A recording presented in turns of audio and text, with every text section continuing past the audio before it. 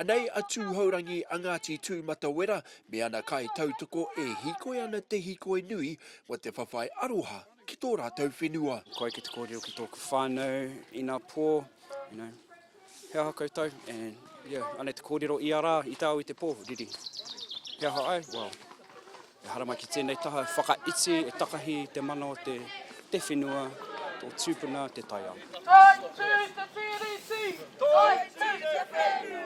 I te rā mane i tīmata no te kaunihira o ngā roto o Rotorua i tō rātou kaupapa Tarawera Sewerage Scheme e rua te kaumā iwa miliona tāra te utu ko tai wiki whai muri anei te whakatau a te iwi. Our people 100% said no.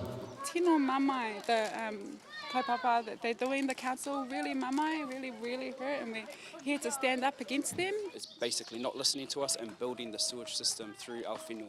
Now the whenua itself is very important because it's our heritage site, it's our wāhi tapu. What we want is for the Tarawera catchment to deal with its own para. It's going to go through Rotorua catchment, it's going to go through the Tiki Tapu catchment, the Lake Aukaha catchment, and then down into the Rotorua catchment. And it's actually affecting everyone here. Hei tā skip with e rua ngā pā i te wāhi e whakatakoto ana ngā paipa ko te ohu me te pūreirei. He nui hoki ngā kōiwi e takoto ana nā te pāhūtanga o Tarawera i te tau ko tai mano warurau, waru te kaumā ono. Instead of actually taking the sewage system through a faster route, which is another route that we offered and they're aware of, they decided not to listen and still go for the cheaper option, which is coming through and shitting on our whenua basically. Legally they say that they can do that. Morally, that's a whole nother issue.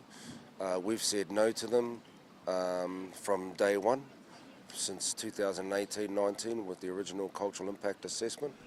Hei tā te kaunihira o ngā roto o Rotorua, ko te whainga mo tēnei hanganga ki Tarawera, ko te tiaki i te haura o te hapori me te roto, ki te kore te hanganga nei, ko te paramata a te tangata rurutu tonu i ngā kura hamuti, i ngā arawai nuku hoki, ki te roto o Tarawera, ka matu he tino hērau atu tēnā ki ngā rōpū katoa.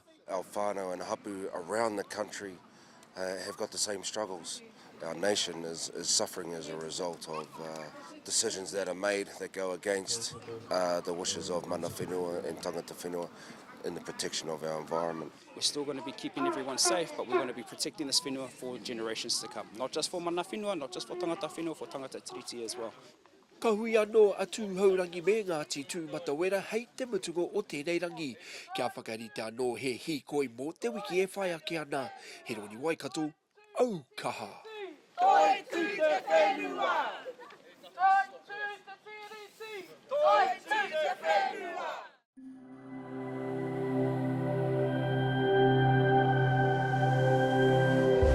Ko te reo, te take.